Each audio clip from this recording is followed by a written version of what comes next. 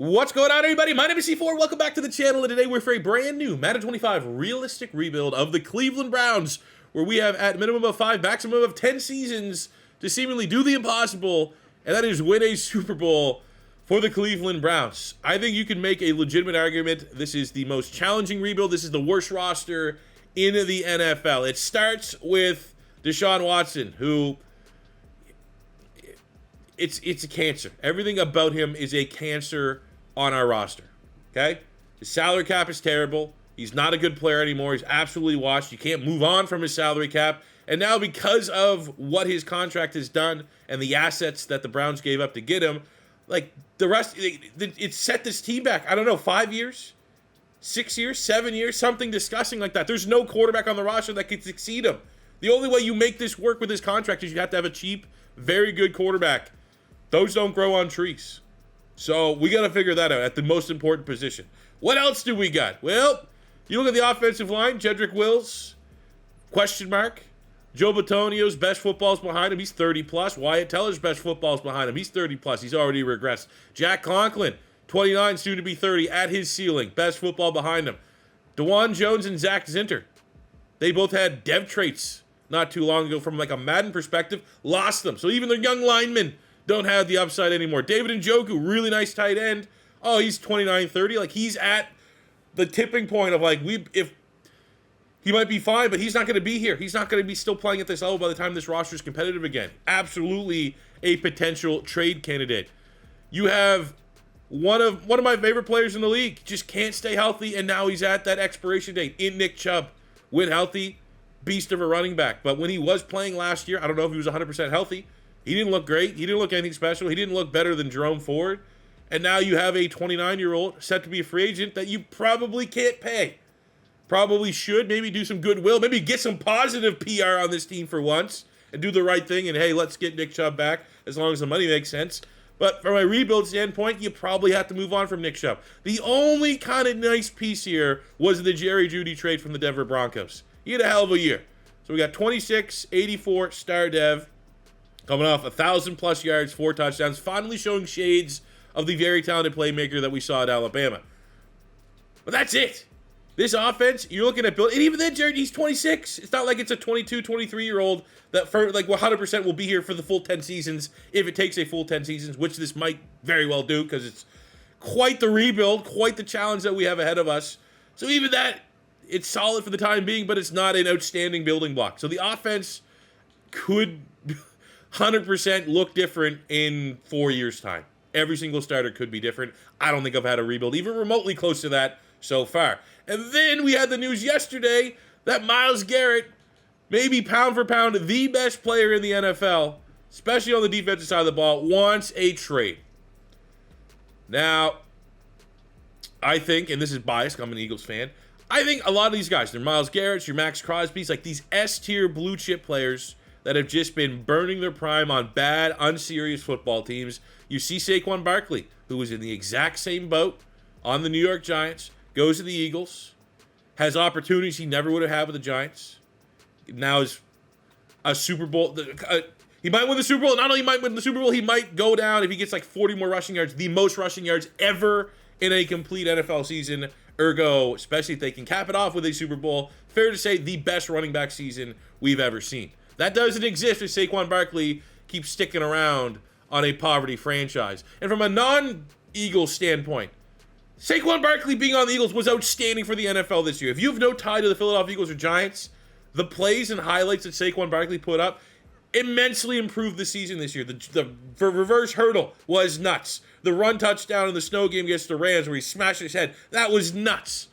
You know what I'm saying? He's had some ridiculous touchdown grabs as well. So I think you're seeing these players that are like, man, I wish I could do a Saquon. And I think it's very appropriate, especially for someone like Myles Garrett at 29, to be like, I'm not getting any younger. I need to go to a winner. I think there's 3 teams, if you told me right now, that I think could be in for Myles Garrett. One is obviously my Philadelphia Eagles. I think the Commanders could potentially be there. I think the Buffalo Bills could be in there. But we'll get back to that point in just a minute.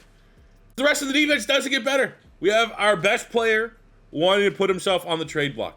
All right, then you look at the rest of the D-line, not much there. You got Michael Hall Jr., right? The rookie out of Ohio State. You're like, okay, 22, star dev. He's 6'2", 300 pounds with 85 acceleration, 80 speed, 82 strength. Like, this is a guy I drafted in a generated class. Say he's God mode.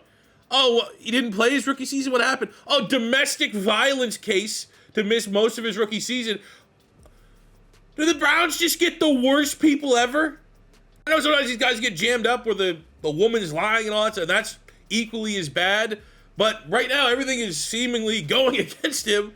And we're going to go off the facts. And the facts of the matter is, we have got to get a positive PR spin on this team. It doesn't really matter in this rebuild, but for the sake of the Browns, can we get rid of these terrible people on our roster? So, the best young upside defensive player, we're going to be putting him up on the trade block and letting him be someone else's problem. Linebacking core, you got Devin Bush, you got Diabate, former Florida Gator, you got J.O.K. J.O.K., yeah, that's a building block right there.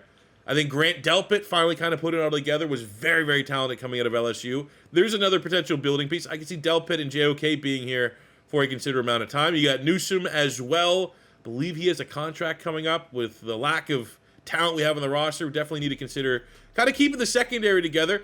But on the news that Myles Garrett is potentially, depending if you believe the rumor or not, heading over the trade block, Denzel Ward, who's like Cleveland through and through, is like, man, I might have to consider my future as well. Now, I'll be honest. I have a couple plans for how I want to build this roster, and it did not necessarily include Denzel Ward going on the trade block. But we will see. He'll be like the guy that'll be like the last one.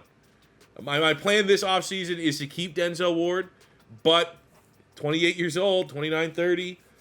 If, say, next season things are really bad and the value's still nice and we get an interesting trade, I might even just throw him up and see what the trades are. And it has to be something that blows me away while still kind of being somewhat realistic. But my plan is to keep Mr. Denzel Ward. The stats this season for the Browns, terrible. No good quarterback play. No consistency in the backfield. I think Jerome Ford's solid. Nick Chubb, when healthy, is great. Just can't be healthy. The other receivers, we already talked about Jerry Jeudy's great year. Elijah Moore's an okay role player. David Njoku's a solid tight end. I think there might be something there in Cedric Tillman. Felt like he got hot for a couple minutes. Just remember he went off in fantasy football a little bit. Defensively, Delpit over 100 tackles is pretty cool. Myles Garrett just doing Myles Garrett things with 22 TFLs and 14 sacks. J.O.K. is a very talented linebacker. Missed some games due to injury, 61 tackles, 10 TFLs, 3 sacks, and a pick. Interception numbers, not particularly great. Headlined by Denzel Ward having 2. So there's just not a lot of positives off of last season that we can highlight for the Browns. Let's start in 2 solid starting veterans have retired in Rodney McLeod and Shelby Harris on the defensive side of the ball.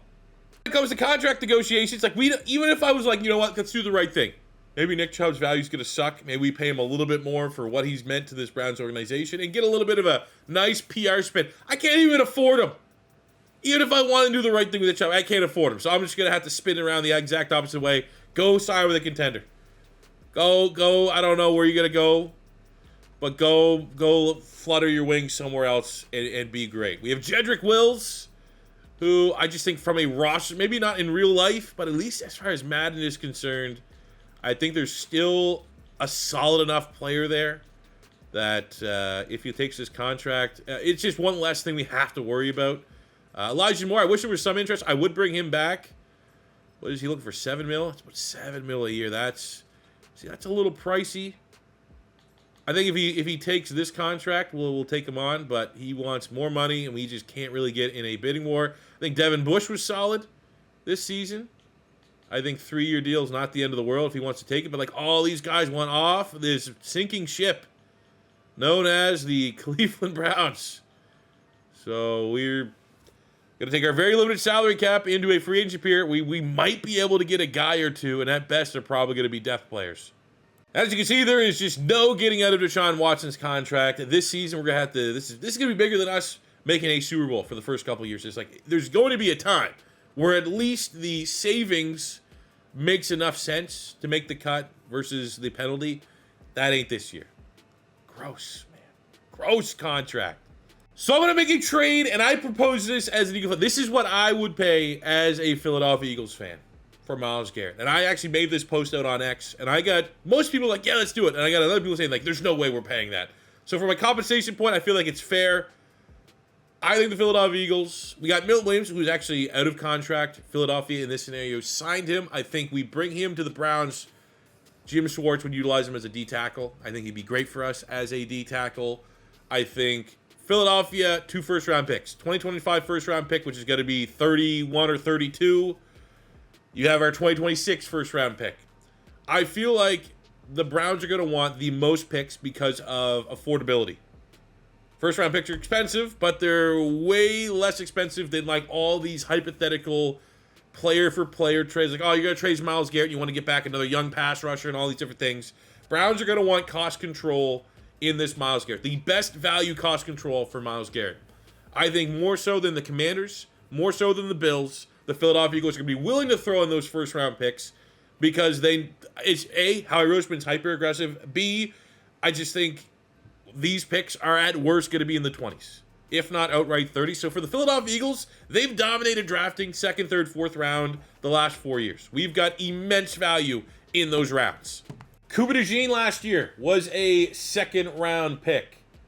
We got Tyler Steen, 3rd round pick. Sidney Brown, 3rd round pick. Both those guys likely are going to be starting. Cam Jurgens was a 2nd round pick. Nakobe Dean was a 3rd round pick. Landon Dickerson was a 2nd round pick. Milton Williams was a 3rd round pick. Jalen Hurts was a 2nd round pick. You go back, Miles Sanders was a 2nd round pick. Josh Sweat was a 4th round pick. Jordan Mailata in the 7th round. Like Philly, for as much as back in the day, it seems insane to talk about the Eagles this way because I have plenty of content on my channel when we were like, fire Howie Roseman, this guy sucks at drafting. He has been on an absolute heater, which I think when you view the Eagles' 1st round pick from an Eagles standpoint as late 1st rounders, closer to 2nd round picks than they are 1st round. We've been so good in the other rounds. I would hand up that luxury to get Myles Garrett in for this roster. Win now player helps the team. I think if you're the Browns, you get 2 more premium rookies, which I hopefully can hit on, that have 5th-year options, so it's a bunch of cost control while we navigate the Deshaun Watson contract. I think this would be outstanding value in return for the Browns, if I'm a Browns fan. We're also going to go for strong vibes here. We're going to take 2nd round pick Mike Hall Jr., who, again, missed his rookie campaign because he's not a very good person. We also had to throw in a 6th and 7th round pick this year to get a 3rd round pick from the Arizona Cardinals. He's their problem now, but the Cardinals' D-tackle was one of their biggest needs for team needs, so they're desperate even with a low-character guy like Hall Jr. We're able to get a 2026 4th-round pick for Jack Conklin. That's just going to allow us to put DeJuan Jones at that right tackle spot and see if we can develop him. Conklin at 31. Was really surprised to see the Titans wanted him, but we will absolutely take a future 4th-round pick in return. We're also able to find a trade partner for David Njoku, the 90 superstar tight end. Denver is desperate for a tight end, and maybe they don't feel that they can get Tyler Warren or Colson Loveland in the upcoming draft. They offered a much better offer than this, but I'm going to take a silver line. They actually were going to send me Nick Benito, who's an 85 star dev pass rusher. There's no way they're trading him. He just had a breakout season. So I kind of looked elsewhere on the roster. They have Drew Sanders, who's still on his rookie contract, 71, star dev, utility player at linebacker. I like the upside. We'll gamble on his versatility there. We're also going to throw in a 2nd round pick this year. So that's kind of the money part of this trade, that's an expensive price to pay for a veteran in Njoku's case. Usually these guys go for 3rd and 4th rounders. But to kind of offset it a little bit, I'm going to throw in our 6th round pick this year, which doesn't move the needle a whole lot, but 2 4th round picks in 2026 because we have so much assets right now, 3rd, 2nd, and 1st round in 2026. Those 2 4s became a little bit more expendable. I think kind of bring this to a fair trade offer. That comes down to the last piece here in Denzel Ward. Like, this almost feels like we're doing like a fire sale rebuild. I think that's how you have to approach things here with the Cleveland Browns. I'm going to look at some of the outrageous offers that might come in and see if anything makes sense. Man, the Broncos, that's pretty much what I was almost looking like, minus that extra 2nd round pick for David Njoku. But if there's like a trade that makes sense for us, I think we have to strongly consider it. However, I don't think like anything that looks good is incredibly unrealistic. So I don't think we're going to be getting anything fair. I think like something like that makes a little bit of sense, but like why would the Panthers do that? Like, I feel like keeping somewhat of like the Browns' identity. Denzel Ward's a fan favorite player. I like the look of that move because we get that 2027 2nd round pick. We get a corner who, I'd like to think in the 3-year difference age-wise, we could probably make up a lot of ground on the overall standpoint. I don't know if Horn Dog J.C. Horn would ever develop to a superstar. But I mean, I don't know. Why did the Panthers make that move? Like, they're not really that much closer to competing than we are, even though there's a sense of optimism around Bryce Young. So you know what? We'll keep Denzel Ward. We'll keep him as one of our rare key superstar players. So when we open up the page of free agency, we have $34 million. We have got to invest this wisely. For free agency, just try to get the best bang for our buck. We didn't want to get anybody, honestly, over the age of 25. That was kind of our limit because we're going towards a pretty substantial rebuild. So we got Sky Moore, who's a high-round pick from the Chiefs. And let's be honest, if you don't work over the Chiefs, you're probably not that great. But from the context of Madden, 23 years old, 72. He's instantly our clear wide receiver 3 before the draft. And he has some decent athletic traits as well. We got Joe Asai at defensive end out of Texas, 72. I think he just adds some big-time athleticism to that position. I mean, his most notable play is probably that roughing the passer that cost the Bengals playoff game a couple of years ago. But 85 speed, 91 acceleration. I think we can work with that, at least a part of the rotation. Then we're going to continue just to stockpile as many Eagles as we can get in Moro Ojomo. 23 years old, 69. He's underrated for the Philadelphia Eagles. He was a great part of our rotation. I was surprised to see him on the free agency heap. And honestly, I mean, he doesn't have the dev trait, but I think as far as talent and upside, kind of similar to moving on from Michael Hall. So it's, you know, I almost kind of view that a little bit as a swap. All right, it's time to start the 2025 NFL Draft. The Browns are on the clock at pick number 2. Pick 1. Titans could go quarterback. They could go Travis Hunter. They could go Abdul Carter. I have my preference. They end up selecting Travis Hunter, which works out well because priority number 1 at pick number 2, he's replacing Myles Garrett, and that's exactly what we're going to be able to do here with Abdul Carter.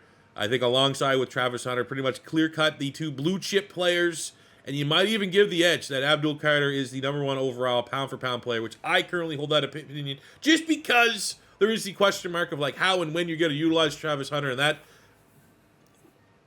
question mark, those variables, they just don't exist with Abdul Carter. You get a pure pass rusher who's a freak of nature, who ticks every single box that you could possibly want. Outside the fact, like, if ideally he's 6'6", 250, you know what I'm saying? That maybe doesn't have elite length like Myles Garrett, but look at that profile. 88 acceleration, 90 speed, 86 strength. You know, if you're going to give up Myles Garrett, you're not going to find a better replacement than Abdul Carter from a draft. When you have the amount of draft capital that we have right now, I think it is worth getting aggressive to get very good players. So we have to jump up 11 spots from pick 31 to pick 20 in the draft. It's costing us one of our 3 third-round picks this year, our 4th-round pick this year, which I'm still, because we got multiple seconds and still multiple thirds. So that 4th becomes a little expendable. And then a way 2 years down the line, 4th-round pick, 2027, still realistic classes. And I don't really do a lot of work in the 4th round, so it's not a super valuable pick to me. But the pick 20 in this year certainly is, as the board just kept falling, kept looking. And I was like, all right, what are the tackle situation looking like? And Will Campbell is still on the board, the number 12 player on the big board. I was content, like, between him and or Kelvin Banks, going to get one of those tackles. The fact that Will Campbell is, I mean, there's other options for sure with the trade up. But what position are you really going to go for? I'm not really going to be in the business of trading up for, you know, Jalen Milroe. Don't really want a pass rush. Don't need corner. Our secondary is good. I'd love maybe a running back option in the 2nd round. We don't want to draft a guard. Luther Burden is an interesting one. Definitely kind of considered that but I think the value for sure. I don't know. He's coming off a down year. I think when you look at the combine, 4.41 has a really nice skill set. But the fact of the matter is we don't even have our quarterback yet. So I think all things considered, building the trenches is likely the most important thing we can be doing here. Thinking about, like, let's check the boxes. Do we have a franchise quarterback yet? Nope. Do we have a franchise pass rusher? Yep. All right, what's the 3rd most important thing to have? You can very well make the argument franchise tackle will come ahead of a franchise wide receiver. It is the Penei Sewell versus Jamar Chase debate. We are going to go Will Campbell, trading up, and we get number 22 in true value at pick 20. Could get, you know, this could be a pivotal moment to look back upon, because really it is Will Campbell versus Luther Burden. Who would make the most impact? Luther Burden would be wide receiver 2 behind, you know, Jerry Jeudy. Will Campbell is going to be offensive tackle 1. We can kick Jedrick Wills to the right tackle spot. or somewhere inside the guard, but Will Campbell will be a day one starter for us at left tackle. So in the second round, we have pick 2 and 22. Where is the value? We're going to try to sniff it out. Deon Walker at D tackle could definitely represent the best value. He definitely complements what we have in Milton Williams. He is the Jordan Davis to the Milton Williams, so that is certainly high up on our board right now. I get Jahad Campbell at linebacker. A little rich for a linebacker. Our secondary, I feel real good about our secondary. I think, Deon Walker would be priority number 1. There's value on the offensive line. Still a bunch of first-round grade players on the board left. At tight end, after shipping out Njoku, you got Fannin, who could be a very, very big-time receiver. I think that maybe you can wait a little bit longer there. You have Helm. I've already used him in a rebuild. Wide receiver, this is like where I was like, on a perfect world, Emeka Ibuka. He could be in this range. Look at the wide receivers that are available. You have Trey Harris, the Canadian, Ayo Manor.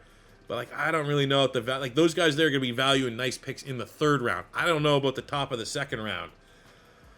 So with that, it then looks at the quarterback room. We have Jalen Milroe, Quinn Ewers, Jaxon Dart. I think all these players are probably going to be worthy of having a little fun with a rebuild at some point here. If we were almost viewing this from a blind pick standpoint, these weren't players that we know their college careers, and we're just looking at, we need a quarterback.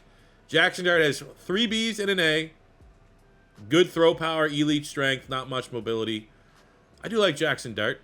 I thought he was solid. You look at Jalen Milroe, projected first rounder. Accuracies are dog shit, but the tangibles, he has elite throw power. He's going to be a big-time athlete, and I think a strength of Kevin Stefanski is his ability to develop core. I think he's a great coach. I know there were some rumors, did we move on from Stefanski? I think he's really solid. Or you have Quinn Ewers, the former 5-star recruit, who's kind of like the middle between Jaxon Dart and Jalen Milroe. And I think they're absolutely dogging with throw power. I think Quinn Ewers absolutely has elite throw power. Cannon of an arm. Oh,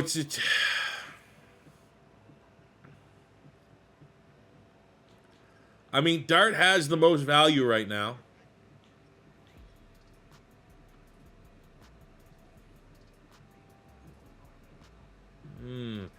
My problem, my dilemma, I should have probably thought of this, is Joe Milton is available in free agency, and that's just going to be way cheaper than investing this second-round pick if we want to try and just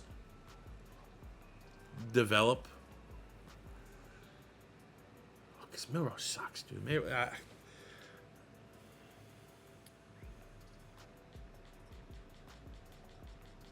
Doing it. If there's at pick 20, we pick at pick 20. If someone's still there, maybe we'll have it. I got to go with best player available at this spot, and that is going to be Deon Walker. 51 in true value, pick 34, 6'6". He's actually 6'7", 350, 94 strength, and he can move. 79 acceleration, 71 speed. Absolute beast. And at pick 20 here is how the board remains. And this was something that I was stashing. Quinn Ewers is still there. I'll tell you this. If Ewers or Dart are still there, we pick at pick 2 in the third round. If there's, I'll grab either one. I'll go Ewers first, Dart second. But if they're still there in the third round, that'll be the direction we go. But the fact that we got Judkins, Ohio State, between him and Henderson, I think that's a great fit to replace Nick Chubb. But Judkins is a top 5 talent in this class. We got our running back. Number 4 in true value, getting a pick 52. The Browns need to dominate this draft, especially with how we let things play out by trading Myles Garrett for picks that are in this draft in particular. You have to crush it, especially with the rest of the trades that we made. And so far, we've done exactly that. And at pick 2 of the third round, I think we just trust our scouting. This is going to be almost a tiebreaker because there's going to be rebuilds. Even throwing Milroe in, right? Where we're going to be like this situation. Where it's like, okay, neither of them are great. But they do bring some name value, and it could be fun if we can develop and grow them into a player. Whichever one we use now, I'm going to use the opposite whenever we're in the exact same situation. I'm thinking of the Saints rebuild in particular. I don't think the Saints necessarily going to be in position to draft a quarterback early, but they're definitely going to be in play for some of these second-tier quarterbacks, especially in the 2025 class. So, looking at the board, Jaxon Dart is the better of the two, which means we're going to cash in this opportunity. We're going to bring him in. 101 in true value at 66. No dev trait. I mean, I wasn't expecting them, but I will be interested to see whenever it comes time to draft Jalen Milroe and or Quinn Ewers if they pull a dev trait, and that is the difference maker. Maybe the base rating's not as high. That's why we get the 3rd, 4th round grade on Jaxon Dart. But if those guys have dev traits and he's the normal dev, I'd rather a lower rating with a dev trait, to be honest with you, especially at that quarterback spot. Brutal. My plan again was just to sim a little bit. We have another 3rd round pick. I wanted to trade up to get Fannin, who's kind of like the last nice-looking tight end. There's your Njoku replacement. It would have likely been too expensive for my liking to move up from 94 all the way to 68 if that's where I had to go to get him. Well, that's a bummer because that was the kind of guy I was holding out hope for here in the 3rd round. So with the 30th pick of the 3rd round, we're going to select the Canadian wide receiver, Alec Manor. 6'2", deep threat with 4.38 speed. Hell of a run blocker as well, does the dirty work, and we get a very decently valued pick. 106 in true value at pick 94, and he rolls with a dev trait. Let's go. And looking at our draft class from the 2025 NFL Draft, this had to look like a home run derby. I had to hit home run after home run after home run with how we handled this roster with borderline fire sale mode. Every one of these players has to come in and contribute. And I think that's exactly what we did. I think the only thing in hindsight, I think if we could have got Harold Fannin, the very talented Bowling Green tight end, that would have been like the only regretful decision, I suppose. But I'm still happy we got Prescorn, the tight end out of Ole Miss. 68 overall in the 5th round. That's our highest rated tight end, so he might play as a rookie. A.M. Manor, 70 with a dev trait. Jaxon Dart in the 3rd round, 70 overall. That's a pretty nice rating, all things considered. 91 throw power. His accuracies are solid. 80 medium accuracy, 85 throw on the run. You know, not a elite athlete, but he does offer some mobility. So there's going to be plenty of people that are excited and want to see what he can do and how we can grow and develop him. Judkins in the 2nd round, 78 hidden dev trait, scheme fit, doesn't have to move anywhere, man. Ohio State to the Cleveland Browns, and very tough to replace Nick Chubb. Don't want to place the title on him as his successor, but he kind of is. And we need to play really well. We got Deion Walker, big-time defensive tackle, and a great compliment to Milton Williams, who we got in that Myles Garrett trade from the Philadelphia Eagles. We got Will Campbell, we traded up for in the 1st round. Well worth the trade-up, as he is a 75 with a hidden dev trait, and he has all the upside in the world to be the next great franchise tackle for the Browns, who really haven't had one since Joe Thomas retired. And then with the number 2 overall pick, replacing Myles Garrett, Abdul Carter. 78 overall with a hidden dev trait, 90 speed, 88 acceleration, 80 pursuit, 84 finesse move, 86 strength, 85 agility. I mean, Myles Garrett's 1 of 1, but I think Abdul Carter's got to do his damn best. I'm absolutely seeing double-digit sack potential, maybe even 20 sack potential. That is how damn good he is of a player. You know what? Right away, because he's an Eagles homer super fan. Don't look at his social media. You don't like hearing about the Eagles. I'm hoping he Laramie Tunsil's himself, to be honest with you, and falls to pick 32. But I love the juice this guy brings. We'll give him team captain right away. We're going to add to our tight end room Darnell Washington of the Steelers. Not super common. You see a lot of interdivisional trades, but he's on the block. I threw up a 5th round pick next year for a 74, 6'7" tight end, and they went, sure. And he represents a 6-point upgrade over Prescorn, the rookie who was assumed to be our starter. I like that move. Isaiah Likely was there as well, but would have been a lot more expensive, so we'll go with the upside of Washington, who's still on his rookie contract. And I'm actually going to go back to the Steelers to get some pass rush out. Nick Herbig. This is, and I've been waiting for a rebuild that I need a pass rusher, and Herbig would play defensive end for us on the other side of Abdul Carter. So Herbig is legit, however, absolutely buried on the Steelers depth chart with no end in sight of when he's going to play. He's behind TJ Watt and Highsmith. I think he's a great player. I think I saw a little bit of flashes. Loved him in college. 75 on a rookie contract. But we did have to overpay. I wasn't able to kind of finesse him. I had to give up, in 2 years' time, a 3rd and a 5th round pick to get Herbig. So with that kind of investment, I appreciate the Steelers being willing trade partners. But we need Herbig to be a contributor here immediately as part of our pass rush as a starter. So we got Abdul Carter here in a training camp. Hey, man, oh man, he's pretty much just like a Von Miller regen. Like, he is the most twitched up pass rusher I can remember in recent memory. Now, obviously, we're not a powerhouse of an offensive line, but with absolute ease, he puts up 5,500 gold medal. So after a crazy offseason, here's how our Browns roster looks starting year one of the rebuild. We have Jaxon Dart. We're going to give the kid the keys to the franchise to at least see what we got. Obviously, not a huge commitment to Jaxon. He's a third-round pick. So if, say, in the 2026 draft, there's a quarterback that might have a higher upside, we could look at it. If he plays really, really bad this year, like more interceptions than touchdowns, we always have free agency or other potential trade opportunities. It's just, let's see what we have here. No real long-term strings attached with Dart, but ideally, in a perfect situation, he plays well, and he could certainly emerge and develop into a starting quarterback. Judkins, the rookie, is going to be our starting running back. We're going to go with Judy, Ellick, Ao Manor, and Tillman as our wide receivers. Darnell Washington gets to start at tight end after that trade with the Pittsburgh Steelers. We have Wills moving to right tackle, Teller, Postage, Batonio, and the rookie Will Campbell at left tackle. It gives us, I mean, it's not a bad O-line. And we kept two veterans there to make sure that whatever we were going to have at quarterback wasn't going to get sacked 95 times. On the defensive side of the ball, led by Denzel Ward, returning 91 superstar. I really do like our secondary here. I talked about in the team preview. We got a good secondary for old Jim Schwartz's defense. Newsom's there. Emerson. We got Hickman, who has some upside. Delpit, who has some upside. We're going to go Diabate, JOK, and Sanders, who we got in the trade from the Denver Broncos, as our linebacking core, with primarily Sanders and JOK as our main linebackers. Defensively, Walker and Milton Williams at defensive tackle. Herbig's going to get a start at defensive end alongside the great, and we assume he's going to be great, Abdul Carter, who after his dominant training camp, starts his rookie campaign as an 80 overall. We start this new era on the road, week one at the Chicago Bears. I feel like it's a great time to hop in on the sticks and just kind of see where this thing could go in its infancy. Know where we started so that when we get to where we're going, we appreciate it a little more. That's a weird way of saying this game could be an absolute ass-kicking by the Bears. But you look at the team ratings, they're not too far off. So there's absolutely a chance our young guns can get out there and start the season with a win. Let's see how this thing plays out. Opening drive, Chicago Bears have to settle for a punt.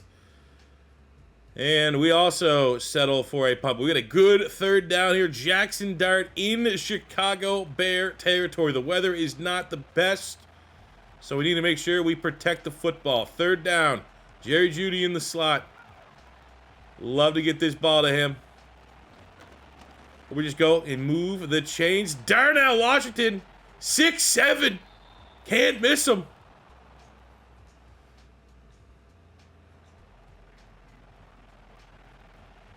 I think we fall out. Maybe Washington again. Bears are kind of crowding up that area of the field.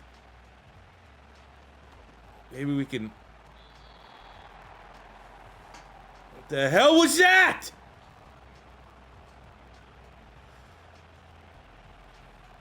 Come on, Jaxon Dart. Can you operate a slants?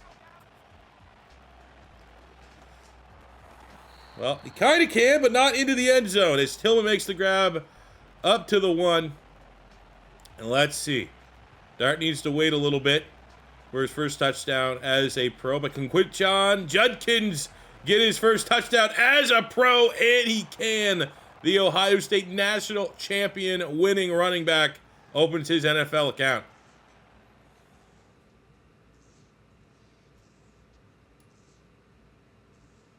It's been a very low-scoring game.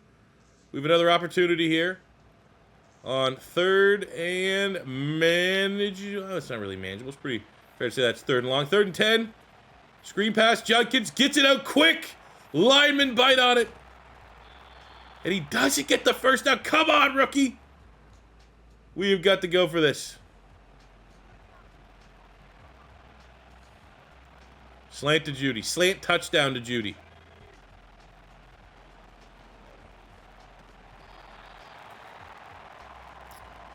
Slant sack to Montez Sweat. Turnover on downs.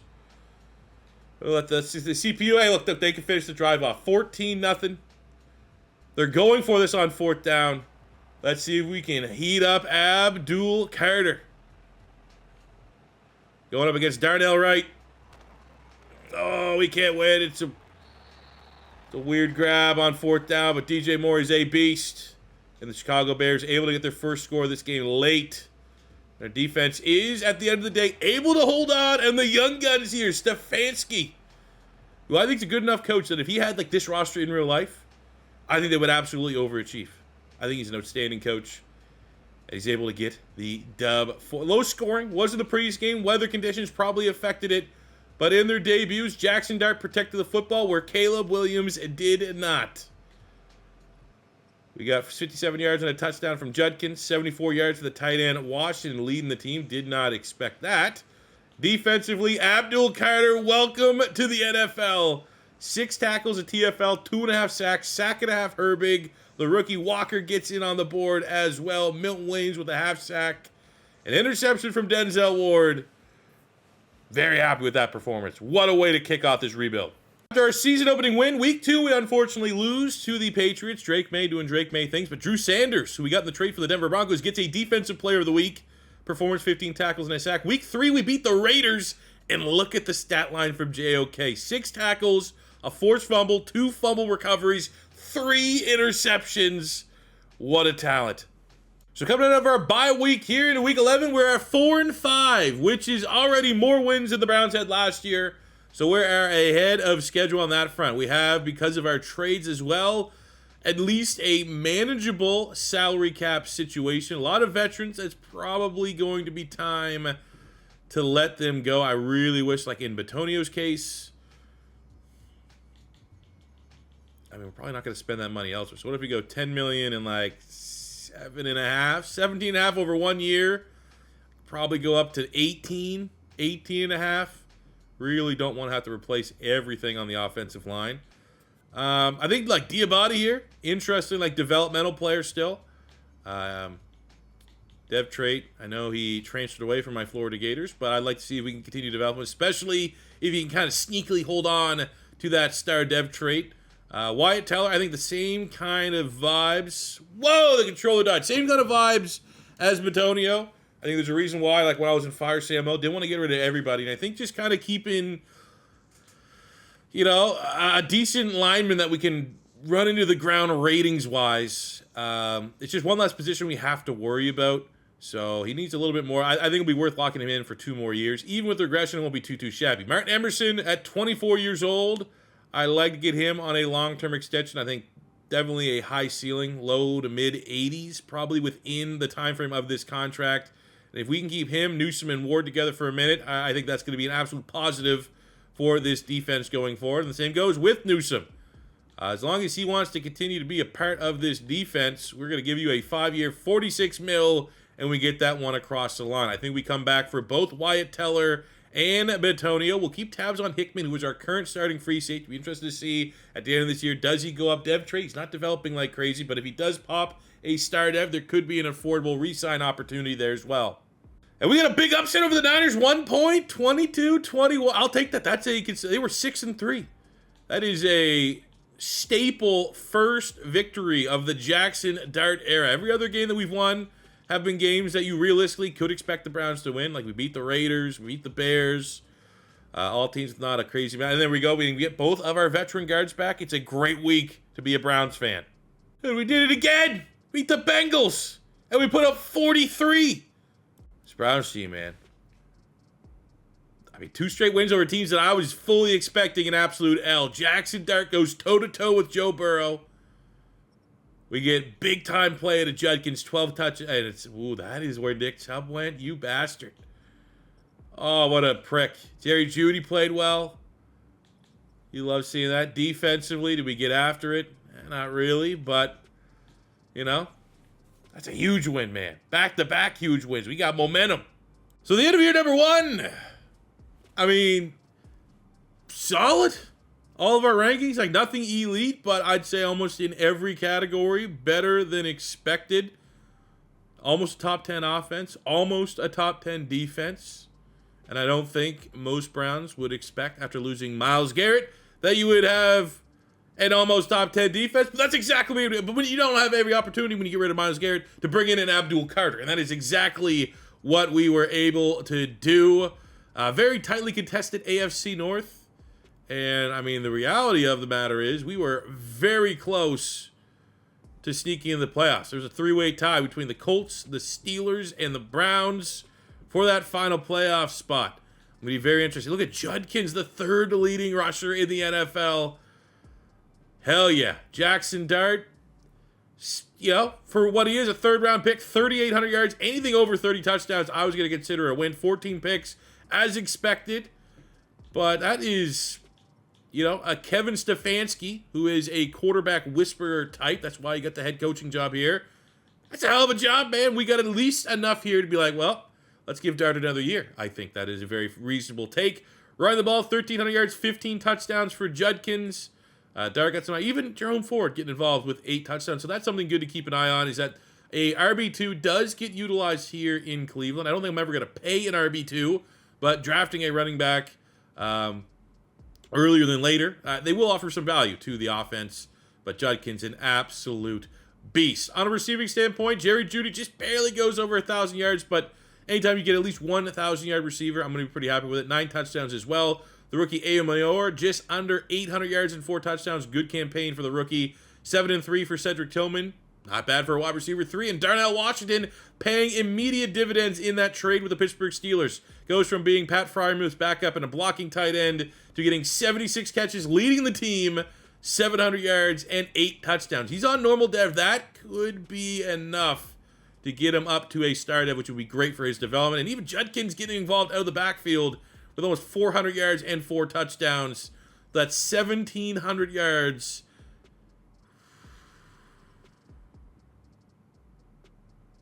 I mean, I'm not going to say he's MVP, but he might make the short list for MVP. Running away with the offensive rookie of the year. Judkins, incredible. On the defensive side of the ball, Drew Sanders, who got in trade from the Denver Broncos. Him and JOK formed a hell of a partnership in the middle of our defense. On the sacks front, 8.5 from Herbig, 8 from Abdul Carter, 5 from Milton Williams, 4 and 12 TFLs for the rookie Deon Walker. I think all those numbers could get cranked up slightly, but for a starting defense, Herbig's first year as a starter, Abdul Carter as a hype rookie. I mean, you wouldn't want to see much lower than that, but that's not a brutal season at all. Double-digit sacks would have been pretty, but 14 TFLs, 8 sacks for a rookie is still really damn good, all things considered. Interceptions, JOK with 4, 3 from Sanders, 2 from Denzel Ward, 2 from Emerson, a couple singles. Decent interception numbers across the board here for this Browns team that I'm really optimistic at the end of year 1 that we got something here. We got offensive rookie of the year locked down. Judkins 1, Jaxon Dart 2. I think given the fact that Dart has normal dev, I would have rather that go to the quarterback. Ayomayor also makes within the top 5, but Judkins easily deserved this award. Abdul Carter comes in number 3 for defensive rookie of the year. And losing just out to Joe Mixon on the RB of the year award. Start the offseason with the retirement of Jordan Hicks, who was awesome for the Philadelphia Eagles back in the day, when we lose a veteran leader in our linebacking core. For our team, as we close out year number 1, good and bad and a little bit in between. Will Campbell's dev trait is star. I think in older versions of this class it was superstar. So there's, I guess, a little bit of a downgrade there. We lose the superstar dev on Teller, which was expected with his regression. We gain the star dev on Darnell Washington from his breakout campaign as a starter. Ayomayor was hidden dev. It is a star. Judkins, who gets the Offensive Rookie of the Year award, also gets a very deserved superstar dev trait increase. And maybe unfairly, I don't know, I'll let you decide. Anytime a quarterback is in the discussion for Rookie of the Year, you think there might be a chance for a dev trait. But the ultimate fact is we gain +6 to his base overall. It is an outstanding starting point for Jaxon Dart, and you will take a 76, 23-year-old quarterback every day of the week going into year 2 of this rebuild. And on the defensive side of the ball, we lose the superstar dev on Denzel Ward, which stings a little bit, especially because we did think about trading him, and while he had the dev trait, that would be trading him at an all-time high for his value, but it kind of just is what it is. No dev trait regression for the linebackers. They're all still stars, even though I thought maybe there's a chance that one, if not both of these guys, could progress a dev trait. Nick Herbig was traded for as a normal, comes here and develops into a star the same way Darnell Washington did. Thank you very much, Pittsburgh. We'll make these guys work. Deon Walker was hidden dev. He is a star, and Abdul Carter was a superstar dev out the box, and I look forward for him to build upon a very nice freshman campaign here as a rookie. In his sophomore season, I want double-digit sacks. And on Cancer Watch, Deshaun Watson finally breaks even from a savings to penalty situation. How many more years does he have left? I mean, with how our team is built, we could wait another year and then take like less of it. He only has 1 year left. I almost feel like out of principle, we got to just go through this process of like, get the hell off this team. We're better now. We're on the mend.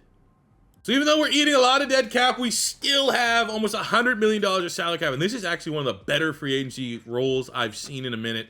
And we're going to get to a stud that I'm actually going to try and aggressively make a play for. But Brock Purdy's there. In case Jaxon Dart, we are going to go with him, and it doesn't work out. This could be a pivotal moment of, I mean, should we chase a 26-89 superstar quarterback for a quarterback-starved team? Probably wouldn't be the worst idea. But for our roster, Jameson Williams is there, but there's zero. If he was interested, I think I would kick the tires on that one. Jalen Coker, 24.77 normal devs, not bad, but we're just more so looking for a wide receiver 3, and I think Tillman can continue to develop in that role. We're good at tight end, offensive line, left tackle, we're fine. At guard, if there was a nice upgrade, we could consider, just because our guards are a little bit old and we got them on rentals, but luckily they didn't retire. We do need a starting center, and of course there's just not much there at all, so maybe we'll need to look towards the draft. With all due respect, I mean, like, if Jurgens had interest and I didn't have to overpay, I would at least consider that, but it is what it is. Defensively, I love our ends. I love our D tackles. Our linebackers could use depth, but you don't really need to pay for depth. Benito's here, 26 superstar pass rusher. That is an outstanding role for free. I mean, I don't ever see that guy hit free agent. We got Ivan Pace, Nakobe Dean at linebacker. It is a little annoying that I get the vibes that, like, the Browns are on the way back up. I feel like maybe there's a little bit of excitement snowballing for this team, yet all of the top free agents have no interest in joining my team, which is definitely a little annoying. But I mean, even this spot, like, depth guys are still looking for $7 million a year. I think it's going to be on us to draft well in the mid to late rounds because we need a lot of depth at linebacker. But the big position I need for us, I need a free safety. We need a starting free safety. I have money to invest in a free safety. Do we have a free safety role? Do we ever? There's no interest, which means we're going to have to pay a pretty penny. But I am very interested in Kirby Joseph. I think game changer, ball hawk, gets picks. I don't necessarily want to overpay crazy money, but I think the reality is we have a cheap roster right now. And I think it's going to be worth at least, that's our top offer. If someone else jumps in, it just wasn't made to happen, even though it's a perfect role for the player that I need. But it has us currently at the top spot. If we don't go there, I mean, we could always go back to Hickman and, have him back as see what you could do in another year as a starter and still maybe even be aggressive in the draft at finding a safety at that spot. Metellus is there, but he's a little bit older. So let's see if we can get Kirby Joseph. That'd be a hell of a get. But if not, I mean, I don't love the idea of paying a safety that much money. Where did he go? You bastard! I was going to make you rich! Dirty ass player. Could have been my dirty ass player. So as we start the 2026 draft, if the draft order goes the way I think it's going to go, at pick 24, it's probably pretty alright that Kirby Joseph didn't want to sign her. I love local players trying to make the match to happen, and Caleb Downs at free safety, top 5 talent, back-to-back years out of Ohio State, coming to the Cleveland Browns. Last year was Judkins. He just went on and was arguably a top 3 running back, run away with Offensive Rookie of the Year. This year we get Caleb Downs, number 3 in true value at pick 17. We have 2 first-round picks this year. Who wants it? I'm good with my board. Real good with my board, actually. I think in a perfect world, I could get a future first and then a second this year if people are throwing first and seconds. We get a second from the Titans.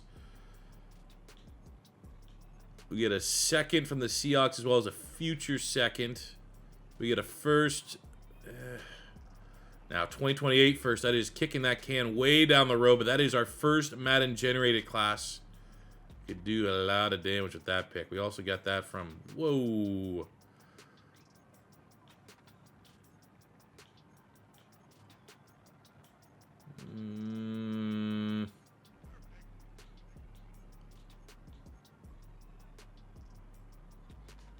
Congratulations, Jets. You're back up in the first round. I think the board fell exactly the way we wanted to. Two starters that we needed. Free safety and center. The top center we did our homework on. Parker Brailsford out of Alabama. And he's still on the board. Let's go. Baby. First, second round talent. Number 31 in true value at 49 with a dev trait. This is our last pick in the third round until like the fifth round, so we're going to be getting depth. I'm going to look at guard just because our two guards are getting up there in age. We have Xavier Hill, who has the A pass block out of Memphis. Not gonna lie, I never really heard of this dude, and I wish I didn't. Oh, I'll keep the dud. I love showing the hits. We got to show the duds. I know we got 2 home runs with our first 2 picks. The 2 couldn't have mapped it out any better. Look at the rest of the draft. Not great, not brutal. 65 overall in the third. Definitely not my best work, but a 74 hitting dev, day 1 starting center in the second, and a 79 hitting dev, just because no one values safeties anymore. We get one of the most dynamic playmakers in all of college football out of Ohio State. We are now at the midway point of year number 2. The Cleveland Browns are 4-4, so kind of on pace to where we were in year 1. It's not like we're magically 8-0 at this point. A win over the Baltimore Ravens, 24-21 a week ago. I mean, when was the last time the Browns beat the Ravens and it wasn't kind of talked down upon? Brown fans can answer. Like when the Browns were like, oh, we beat the Ravens and it wasn't a shocking upset. That's where we need to get this team as a program, where we are expected to win those games and not talked down to for like, oh, getting a big upset. Look at our contracts. We have Joel Bitonio, who we might as well just keep on keeping on him on the roster as he grows and develops into an old man. He's 34. Might retire this offseason, but if not, he's going to run it back for one more year. I want to make sure that he runs it back as a member of the good guys. Look at the rest of the roster here. A couple interesting decisions. DeJuan Jones at tackle. Obviously not a brutal contract, but he's just not going to play to develop. You have Tillman at wide receiver. We could probably find elsewhere. Milton Williams has been solid part of this D-tackle rotation, and if he was looking for like a 4-year deal, I think I would decline. I don't really know if I want to get him too long after 30, but he only wants a 2-year deal, and he keeps him until he's 29. So it's like, hey, he's literally, and his age is like, I want a contract until the end of my prime. Don't give me any non-prime years. So I think we won't be too far away in contract negotiations there. We have Nick Herbig, who I think is just beginning to scratch the surface on what he can do for us in this rebuild. I love the trade. I love the player. So I think he is going to be worth maybe a slight overpay at this point, but 5 years, $73.5 million deal. I think him and Abdul Carter can really grow and develop as part of our pass rush. We have Grant Talbot, very similar to Milton Williams. I love the fact that he's like, hey, just give me a contract till I'm 30. I'll actually give you a contract till you're 30 on the dot, not 29. Bump that contract up a little bit, $23 million for 3 seasons. Locked in. We have Drew Sanders, who has been thriving in middle linebacker after the trade, bringing him over from the Denver Broncos. I think another guy, let's lock him in for a 5-year. We'll go 5.2, 52 total $1 million. Locked in, and there's his versatility that we haven't even tapped into. Drew Sanders, one of those guys, kind of similar like Zach Bond, maybe like Micah Parsons, where middle linebacker. Could he play a little bit of edge rush? He was an athlete in college. Like, that's what he was recruited as. So he has a lot of versatility. Speaking of versatility, how about a offensive tackle that now is kind of put it all together and developing as a tight end in Darnell Washington? Let's give him a 4-year deal, somewhere along 50 mil. Thank God we got rid of the contract to Deshaun Watson, and all this money is now available for the Browns to actually go in and improve the roster. So we'll come back to the table with Milton Williams, and we're still going to enter the offseason with close to $80+ million of total salary cap to be active spenders if the free agency pool requires it. At the end of this season, we go 11-6. Our team has developed nicely. We get 2 more wins than what we did in year 1 of the Jaxon Dart era. But as much as you always want to highlight the quarterback, the fact of the matter is we are running the football at an elite level. This is a Quinshon Judkins era in Cleveland. We're getting peak Nick Chubb numbers out of our runner. We're getting peak Peyton Hillis numbers out of our running back. Our pass game ain't no slouch either. We almost have a top 5 overall offense. Our passing yards are almost top 10. Our defense is coming along. And I think the expectations of this rebuild shifted when we had that draft that we had year 1. Not so much the players that we got, but the dev traits and stuff like that. We get almost all those guys that had to come in and be starters and replace guys that we kind of fire-sailed off. All of them had dev traits. So as we go along here, there's a reason why our roster, the quick turnaround to now an 87 overall. We got some of the ugly contracts off the books, and all these guys are thriving. Every single one of the guys that we've got that we're like, oh, hopefully he becomes a guy for us, they became a guy for us. So perfect role so far. And hey, I'm even talking about the Jaxon Dart came in as a 70 normal dev, gives us 4,000 yards, 38 touchdowns, 10 picks, and we're still trying to figure it out offensively. None of these guys are even remotely into their prime yet. Judkins, again, giving us prime Nick Chubb numbers. 1,500 yards, first in the NFL, 15 touchdowns. What a freaking talent. We have Jerry Jeudy, who played in the slot, 84 catches, 1,500 yards, 21 touchdowns. I have to give some respect to this Cleveland Browns offense. Didn't know they had this in them. Maybe it was just the fact that when you're simming and you're just kind of from the outside looking in, pay attention, the Browns are always butt cheeks.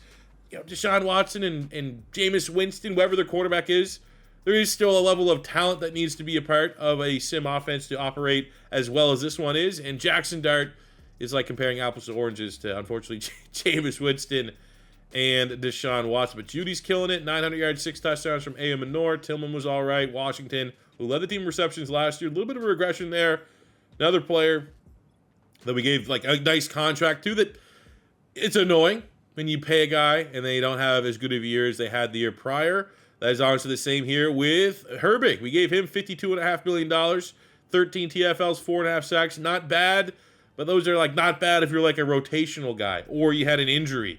He was a full-time starter, which is a little bit of a bummer. Milton Williams, who we've yet to come to terms on a contract extension, had a solid season.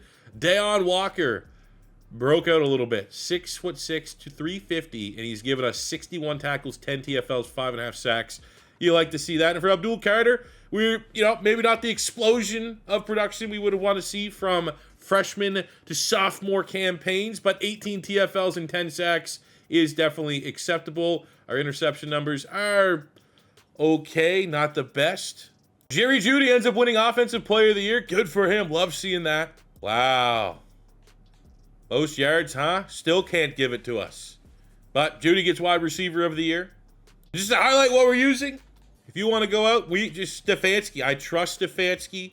And we are running his offense and defense and getting acceptable numbers, if not borderline, especially with Jerry Jeudy in particular. Pretty ridiculous numbers from Jeudy and our running backs. However, unfortunately, the first round of the playoffs, not good. Our prolific offense struggles. We get a touchdown in each half only. Jaxon Dart, first for a playoff debut. Not bad. Didn't cost the team. And that's always kind of your worry with a young quarterback. You never know how they're going to play. Judkins, who's been playing at such a high level, has a modest game. Nick Chubb, oh, that's dirty. Absolutely dirty. And then Higgins and Chase just go off. We don't anytime Darnell Washington's the focal point. Jerry Jeudy was so freaking good. I mean, got to give credit and kudos to the Bengals. They knew what our best players were, and they stopped them. And we got to grow from this. The good news for the context of this video is at least a team within our division did win the Super Bowl on our ass, and the Baltimore Ravens that lose to the Eagles. And look at that. Not only is he Defensive Player of the Year, he also gets MVP. Please let this happen. Please trade Myles Garrett to my Eagles. Please. So as we cleared our lockers, take a look at the dev traits. Judkins is up to an X Factor. Jerry Jeudy up to a superstar. Brailsford, the rookie. Hidedev is a star. No big changes outside of the fact that we just cannot get a dev trait increase for Jaxon Dart. Now, the rating is great. We told Browns fans to get Jaxon Dart in the third round and going into his third season, he's an 83 overall. You're taking that every day of the week. However, you still got to operate within the context of the game, and the context is normal dev. He is developing at a normal rate when the reality is it'd be nice to develop him at a quicker rate.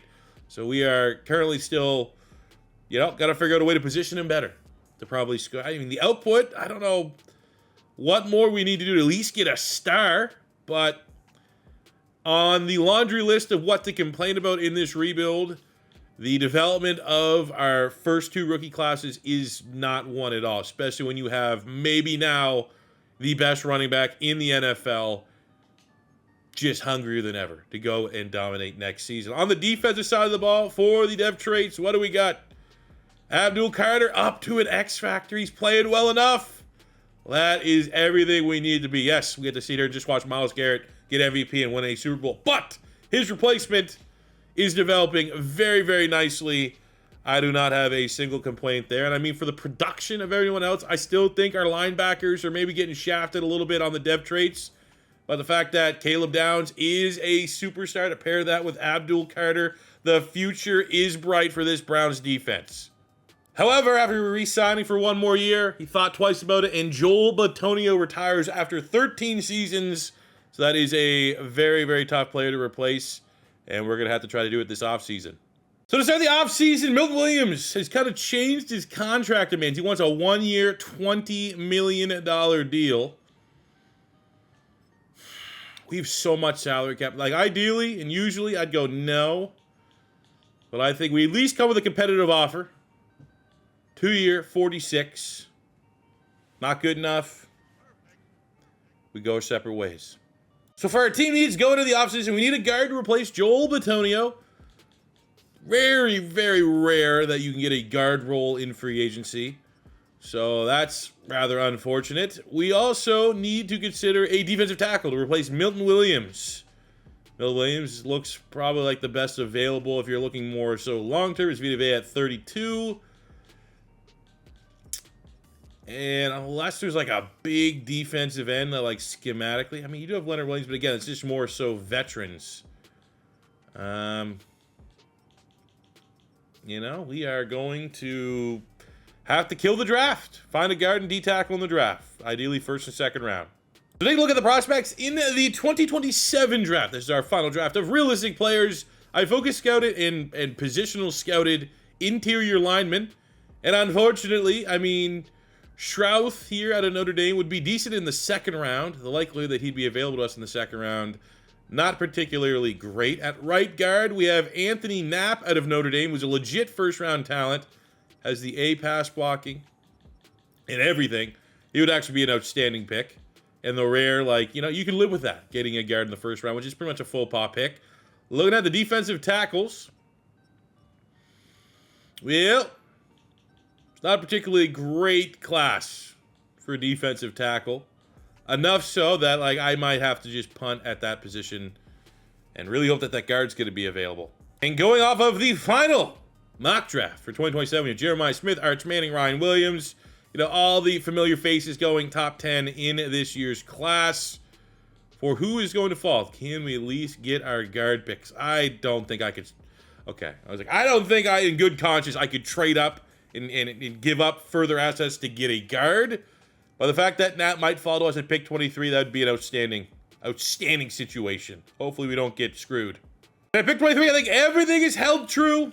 And we're going to be able to select, hopefully, a guy that's a legitimate top 10 talent. We've had, year 1, Abdul Carter was a top 5 true talent player.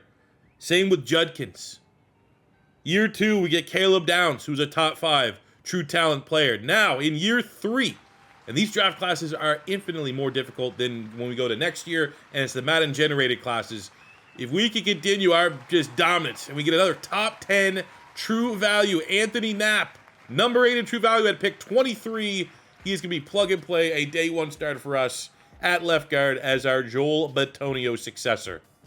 At pick 23 of the 2nd round, I think we look at the D-tackles that are available. Pretty much the entirety of the class is still here. I think Stephilian Green, that is a wild name, and or David Stone from Oklahoma.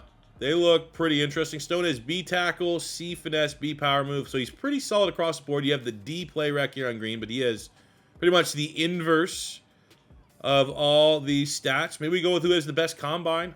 Expectations kind of low here. Not expecting we're getting a 75+ dev trait player. But looking at Stone, not shabby. Also not the best. Looking at Mr. Green from Clemson. Letter grades, again, they're pretty good. Combine is a lot better. So there's going to be our pick. Stephalian Green. Is it? 100 in true value at 55. Not great. But we do roll a dev trait. And he's a really, really nice athlete. That's a win. So looking at our draft recap, what we're able to pull in to the class. Got a couple nice 60-plus player in the third round. We got Jair Hill out of Michigan with a 70 rating. That's very solid value, all things considered. But our top 2 picks at 2 position in a green 70 with a dev trait very well could be pushing to start as a rookie. And Knapp, absolutely. Let's just make the conversion right now. He could eventually go back to right guard. I don't imagine we have a lot more out of Wyatt Teller. He probably is going to retire this upcoming offseason. But for the time being, Knapp is going to slide in at left guard right next to Will Campbell on the left-hand side of the offensive line. Homegrown left-hand side of the offensive line as we build up the trenches. And I feel like that's a little bit of the identity of the Browns. Even when the Browns sucked, I always kind of felt like they always had a decent offensive line, and we're at least honoring that time-tested tradition here in this rebuild early. But ultimately, it's because Judkins is our best freaking player, and you need a good O-line for your running back to get that work. Now, year 3 contract extensions. We're going to get Wyatt Teller, and hopefully he retires as a Cleveland Brown. Hopefully it's not this offseason, because I just want to continue to kick that can down the road on having to go back. You know, we just went and got a guard early. I'd rather not have to do that back-to-back drafts. Jedrick Wills at 28. We're able to give him a 2-year deal to keep him for the rest of his prime. Was reasonable contract. We got Jerry Jeudy to sign on for a 4-year deal to keep him for the rest of his prime. Obviously, he's got nuclear in this rebuild. We need to keep him in the building. We got Denzel Ward re-signed on a 3-year deal, which hopefully will have him retire a Cleveland Brown. Lastly, for extensions, we got JOK on a 5-year deal. I did have to, full disclosure, cheese him from outside linebacker to middle linebacker because he wanted a $200 million contract as an edge rusher.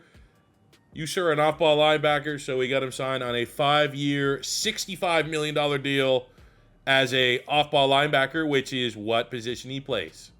We close out year number 3 the same way we did year 2. We're 11-6, so I'm glad that, like, if that's our plateau, we can work with this if this is our floor. Our rankings, offensively down a little bit. The passing numbers down a little bit. The rushing offense is still elite, but look at the defensive turnaround. Last year, we were, like, almost in the 20s.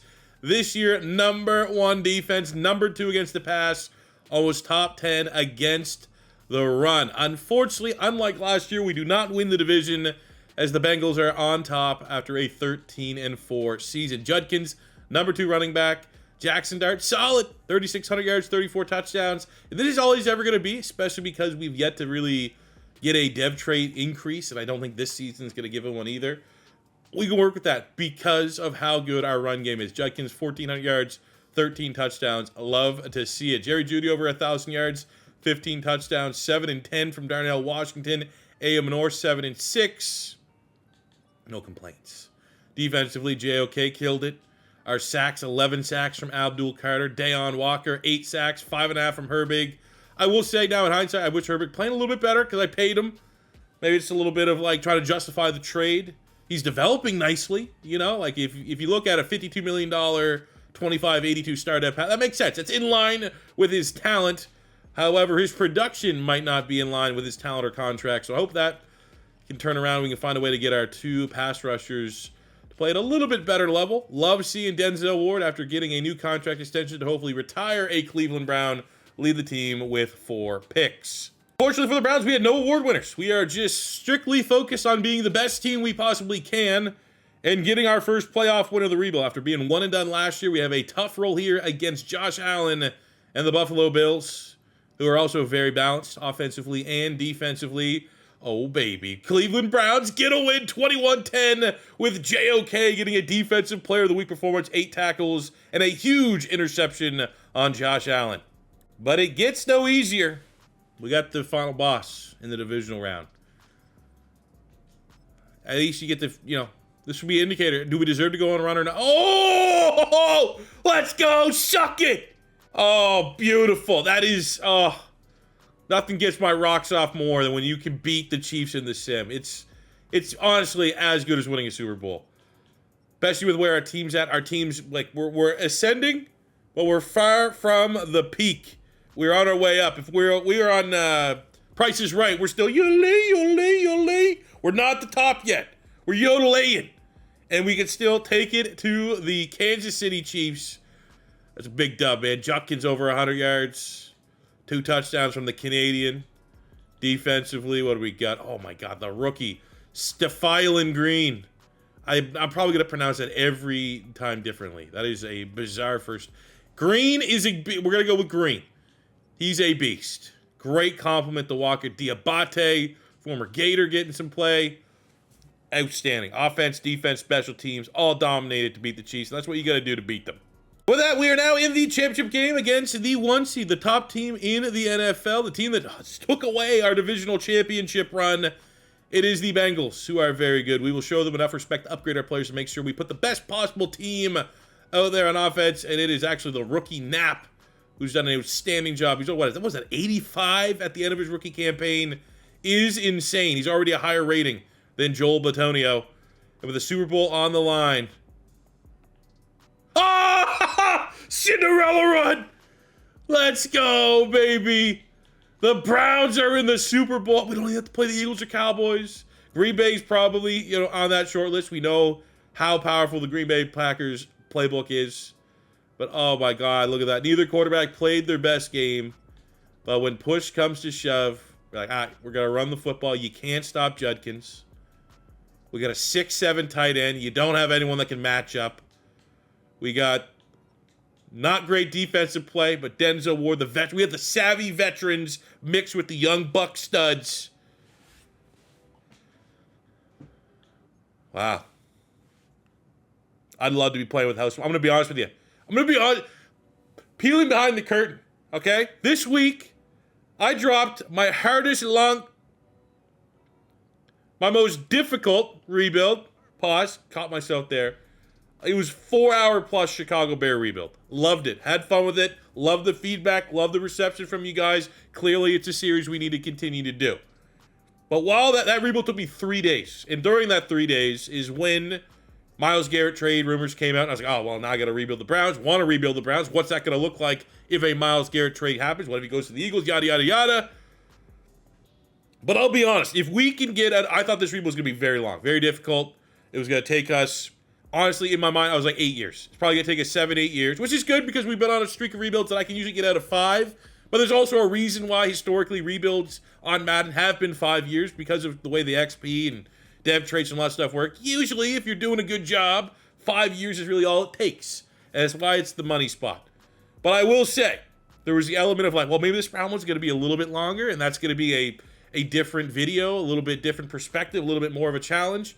But given the fact that this week I spent 3 freaking days, 20 years rebuilding the Bears, if I can get out of here with 5 years, I'm not going to complain. I think it would ultimately come down to the fact that we absolutely dominated and crushed each and every pick from the 2025 NFL Draft. I say all that in the fact that we could still lose this game to Green Bay, and it might be a year or two before we're even back in Super Bowl contention, and this still could go almost a full 10 years. This still could technically be a rebuild that we don't get the check mark for winning a Super Bowl. But if we can go out there and beat the Green Bay Packers, I'm not going to be disappointed that this rebuild didn't take me 10 freaking seasons to build the Browns up to some, powerhouse team.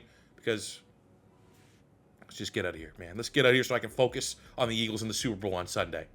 So for the tail of the tape, very evenly matched teams. Identical records, identical ratings.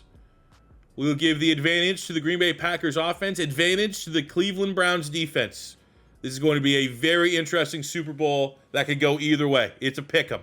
Because this is only year 3 of a minimum of 5, maximum of 10-year rebuild, I'm not going to hop on the sticks. The only way I'd hop on the sticks is if, I get triggered. And the only way that I get triggered in this sim is, insta scores by Green Bay. If literally we get a couple good long drives, and then they score right away. And then we have a nice drive, and then they score right away. I could be prompted to interject myself. But for the most part, I want to just sit back and watch here our year 3 Cinderella Cleveland Browns team with Jaxon Dart at quarterback and Judkins in the backfield and Abdul Carter on the defense and poaching away some Steelers. I want to see them get this job done. We got a couple good drives. We got a lead. Damn it. We do not have a lead going into halftime, but we do score early in the second half to get a lead. But it is kind of seeming like the defenses are getting a little tired. This game is opening up a little bit. The offenses are finding a rhythm, and we are just trading touchdowns. 3rd down, midfield, and we have to settle for a field goal. 17-17, 3 minutes to go. Green Bay is driving. Josh Jacobs is the hot hand. And hopefully if we can get them to hold them to a field goal with a chance to go win this, I'd love our guys to have that opportunity. So we do hold them to a field goal. 1:29. Fourth quarter, Super Bowl. The Cleveland Browns control their destiny. Here's what we're going to do. I'm not going to play the moment, but for something like this, we're like, I don't know. Because I feel a little more attached to it. Because sometimes you get these runs, right, where it just happens. This is a direct reflection of how I drafted this well so early. I want to see these guys go on a drive here. Oh, there we go. 11 yards, Darnell Wright, first down. Almost at midfield. Boom! Another big shot play, 10 yards to the Canadian, Alec Aomanor. We're almost in field goal range. Don't love the check down. But then we come back, boom, 13 yards, Sky Moore, role player, must have learned a thing or two, being on all those Chiefs teams. PBU, oh no. 3rd and 10, Jerry Jeudy, drop. Oh, Canadian! Let's go, Alec Aomanor, 35-yard touchdown, 15 seconds to go. Are we gonna do it? Let's go! Year 3 Super Bowl, Cleveland Browns, 24-20, the Cinderella run. Put the ring on Grant Delpit's finger. Oh, goddamn, man. That is what you need every now and again. A 4-0 playoff run and a Super Bowl win versus the Green Bay Packers. House money. We're going to be able to get out of this one in 5 years. Now, honestly, dynasty time. Sometimes it's like, oh, it'd be cool if we get a dynasty. No, with the fact that our team is, again, we're still, I want at least one more. One more minimum. See if we can pick an MVP here. Jaxon Dart, clean game, 2 touchdowns, no picks. Over 100 yards for Judkins. 3 TFLs from Walker on 10 for a nose tackle is ridiculous. But I think you gotta, and I'm going to, give it to the Canadian Super Bowl MVP. Now to start the offseason out the right way, we're going to decline a couple fifth-year options. We have more than enough salary cap to fairly compensate both Abdul Carter and Will Campbell with long-term contract extensions next season. Looking at free agencies very quickly, would it be cool and fun to, now that we're playing with house money, we have our Super Bowl win. We only have 2 years left to try to, win as much as we possibly can. However, I think our throw everything that we got at the wall of free agents will be next season. Oh, Jalen Carter's there. Zero chance Howie Roseman lets him leave the building. But you know what? Honestly, if they bring Myles Garrett in, you never know, as they're losing Nolan Smith as well. God damn.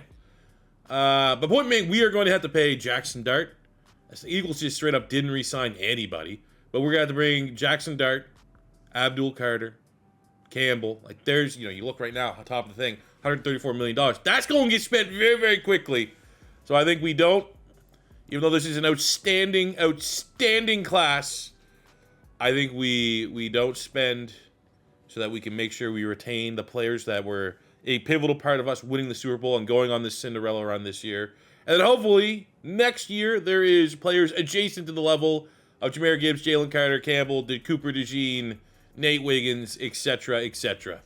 So, remember when we traded that first-round pick for a future first-round pick with the Jets? They were terrible. We won the Super Bowl, and now we have pick 2 and 32 in the draft. I'm telling you, this is the second rebuild I've done where the trading with the Jets has very much worked out for us. I'm going to be also completely honest. I made that trade a day ago, over 28 hours. I forgot I made that trade, and here we are in a position where I was focused scouting guys that are going to be available at pick 32. Not being aware that there was some other picks here. And I mean, do we have any generational guys? I mean, this guy, he looks pretty good. Demetrius Grant. A man, B everything else. Could just spend this pick now. Could also trade the pick. I think that's also, we got a power rusher, Darren Jordan. A pursuit, B tackle, elite strength. A power.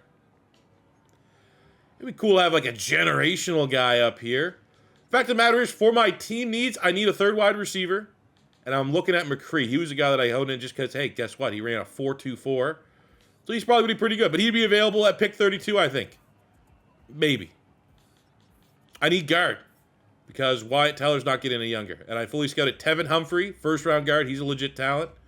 We also scouted 2 other guards that are also first-round talents that would be available at our second first-round pick. So, I think the question goes, where's the value? And I think the value right now is trading this pick away. I think if you were coming off a Super Bowl and you have the number 2 pick, you probably don't need to utilize that. And what I am worried about, and what I think the biggest issue that stands between this Browns team winning another Super Bowl and not, is free agency this coming season. Where we have to pay Jaxon Dart, we have to pay Abdul Carter, Cam. Like, there might be someone we can't re-sign, and I think if we could flip pick 2 for a late first, and then a first round next year, which the Bears are offering us, where we can still grab a wide receiver and a guard, I think that's going to be best. I don't want to wait till 22 because I want to get that guard that's a legit first rounder. I don't care about 2030. This is not necessarily going to be about maximizing the value because 2030 is a draft that doesn't exist for us anymore. We are going to have the 2028 draft, 2029 draft. Those are going to be players that come in and can potentially make an impact for our team. So what we want to see is a 2028 first, 2029 first, and the 2028 first is not brutal. And Baltimore, there we go, pick 15. We have the Rams at pick 12, and that future first, I'm just going to take, well, just to make sure. What is the highest first-round pick this year that I can pair?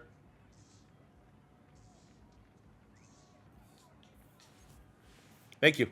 So first, we're going to grab our guard with the pick that we got from the 49ers, Tevin Humphrey, legitimate first-round talent. Ooh. Well, there's our successor to Wyatt Teller. If he retires, this guy might even be a better player and can sneak on the field as a rookie. But the trenches will always be strong here in Cleveland. The bad news is I decided to stay put at 32, and the Buffalo Bills at pick 22 got the wide receiver that I wanted. And I could have got the wide receiver. And then with the other picks, still got my pick of the litter of a first-round grade player at guard. Now let's put us on a spot. Let's blind pick a wide receiver here live. And see what we can come up with. The only first rounder is Mr. Emmanuel Benjamin. And he looks like he sucks ass, so that's not great. I mean, none of these guys' combines are crazy, so we got to look at the attributes. Anyone has an A. A's usually stand out a little bit. We got A, spec catch. Benjamin as well. Route running is kind of rough for this whole class. B, medium route running is not terrible. No crazy releases. Dude, I mean, I think we definitely screwed the pooch here.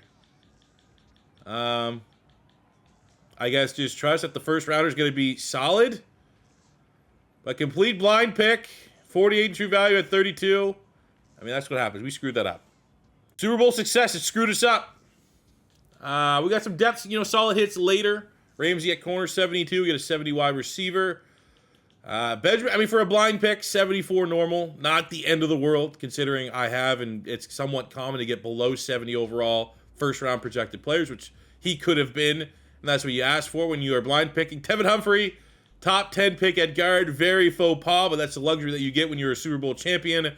With a top 10 pick, you go for your biggest position, which was here. I mean, again, if we went wide receiver first, he's still going to be our wide receiver 3. He's going to be our 4th receiving option behind the tight end. The value was truly, like, Humphrey is going to be a big-time contributor. But with that said, what do we miss out on? Eric McCree, 76 hidden dev out of LSU, 97 speed, 95 acceleration, 96 change direction, big-time return. Just be star. If it's star, it is what it is, man. If it's superstar or anything crazier, I'm going to be very upset. It's only a star, so it's not the end of the world. And it's classic Cleveland Brown. Build the trenches. Don't care about judgment. Trench is. And also, just looking at who the best players were, we did consider Grant. Just because, like, oh, he looks like a pretty good corner. Just didn't really need corner help. And he is an 80. Another one where if it's a star dev, not the end of the world. We went with a need. If he's superstar, we definitely should have practiced what we preach and go BPA. And he's only a star, so upon reflection, don't hate my draft as much as I thought I was going to. So words that might not ever be realistic for some Brown fans watching this video. are about to be said, but your defending Super Bowl champion Cleveland Browns team looks ready to go out on a run and defend this title. We got the offensive line reinforced. This might be the best offensive line in the league. Darnell Washington is now a superstar dev. We have the Canadian Ayo Manor coming off a Super Bowl MVP. Judkins just might be the best running back in the league. Jerry Jeudy has put up ridiculous video game numbers here in this video game. And then we got Jaxon Dart, the third-round pick, the little engine that could.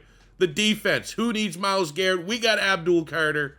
We've been able to build this defense at other levels. Caleb Downs is a stud. JOK is a stud. Denzel Ward is back up to a superstar dev. And here in year 4 of this now 5-year rebuild, it is time to achieve dynasty status and honestly win 3 in a row, like the Chiefs are trying to do and hopefully fail to do tomorrow.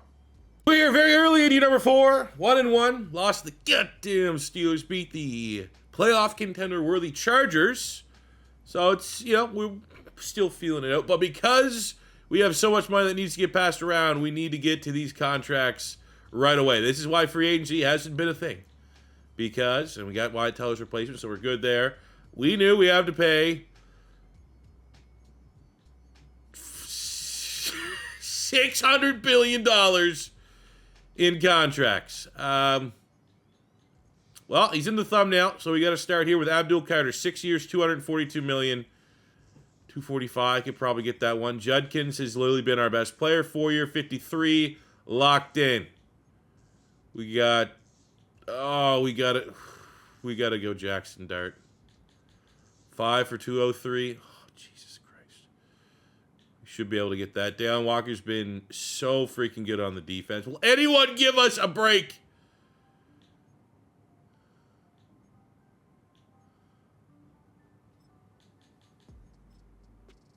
The Canadian does. Of course he does. Don't even have enough. We have enough, I think, to get Carter, Walker, and Dart. Will Campbell's going to be tough, especially $150 million, even though he's a franchise tackle.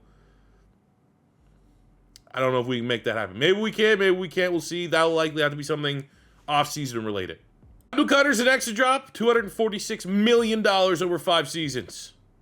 $76.5 million to Dayon Walker, the nose tackle. 4 more years. It took $209 million.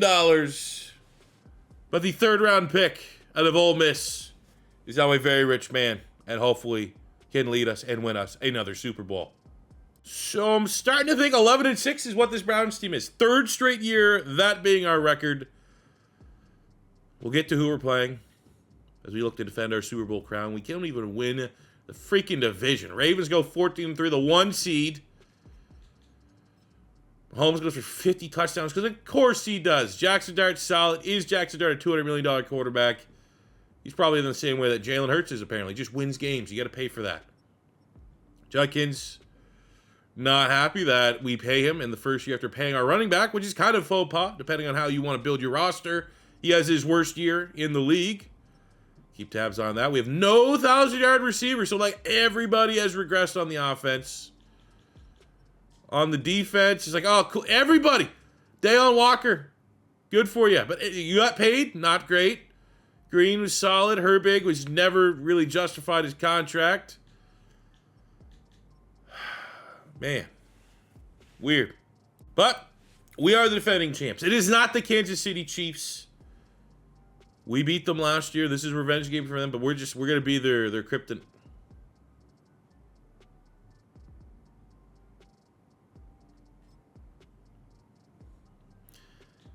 Well, they didn't kick our ass. Respectable scoreline.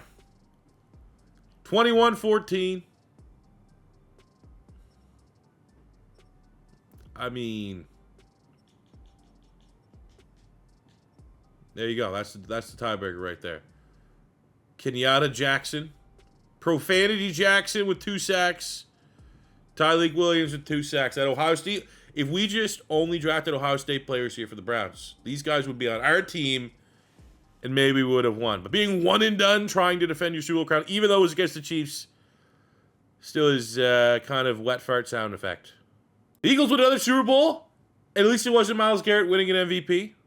Included loggers, here the Eddie 4. No dev traits. Jaxon Dart just will never become a better than normal dev. But you know what? The fact that we've been able to develop him and have the success with him without having him become an X factor, that's always a little bit of a win. But generally, vibe on this team is we threw out a lot of money. I've been very, very protective of my salary cap. As we lose the superstar on Ward, gain one on Walker. Very protective and conscientious of how we spend our money for pretty much this season. So I can keep everybody for the most part. Don't know if we'll be able to make it work with Will Campbell. We'll try our best.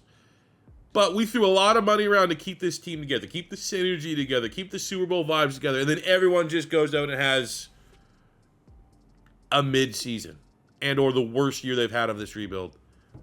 Doesn't feel great. All right, I got a strategy here. I gave Will Campbell an insultingly low offer just so that we could prompt the franchise tag. The franchise tag for tackle is probably going to be pretty brutal, but $28.5 million bucks. It now just puts the onus on us to clear up $13 million, which I think between restructuring contracts and making maybe a couple cuts will be doable. We get half that by restructuring Jerry Jeudy, freeing up another $7 million bucks.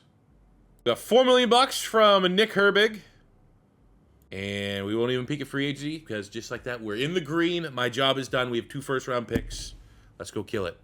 So with our 2 first-round picks, I think the plan is if we can find and identify clearly the guy in this upcoming draft class, we got to get it. But where could the guy possibly play? Wide receiver 3 would be one. Everywhere else on the offense, we are ready. Defensively. I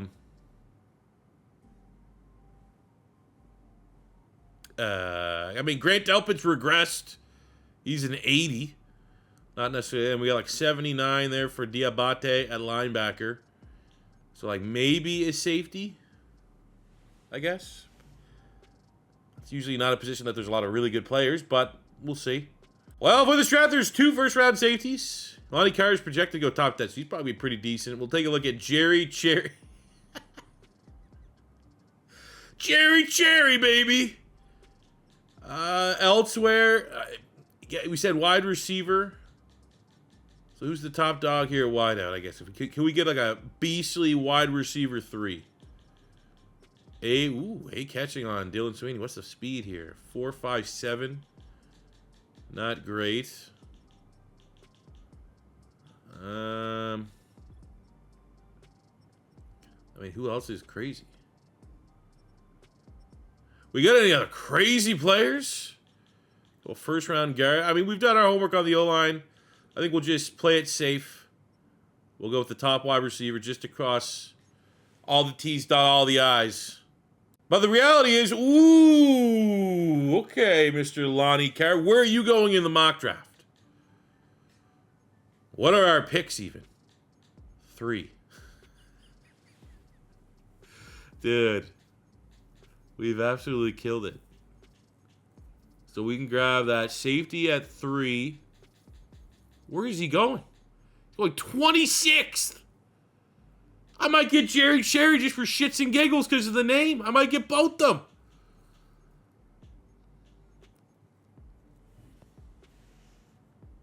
I'm doing it. I'm doing it. See, the picks were insurance, right? In case things didn't work out. This year in particular, imagine if we had to... We didn't win the Super Bowl, and we had this tight of a salary cap. We probably would have let Jaxon Dart walk. We wouldn't have been able to get Campbell back. So we need quarterback, tackle. If we need that quarterback, we'd have those 2 first-round picks. We feel great about that. It was just all insurance. And you know the thing about insurance is, you might not ever need it. You pay for it. It's a pain in the ass to pay for it, but you might not ever need it. And luckily for us, no insurance claims need to be filed. So I think with these picks... Let's have fun. We'll get the legit safety, and then we'll get Jerry freaking Cherry. So the 3rd round pick, we're going to, as any team ever draft, the closest thing probably Philly, when Philly got Quinyon Mitchell and Cooper DeJean getting like 2 DBs that close. We're going to start with Lonnie Carr, top 5, true talent, number 3 in true value, getting him at pick number 3, 6'2", out of Arizona State. I think safety's out of Arizona State. Was Pat Tillman, Arizona State? Could be tripping on that one. I know he played in the Cardinals. But either way, Lonnie Carr, beast. And then at pick number 23, we're going to be absolute maniacs. First team, all name, Jerry, don't call me strawberry, cherry. First round talent, number 16 in true value at 23.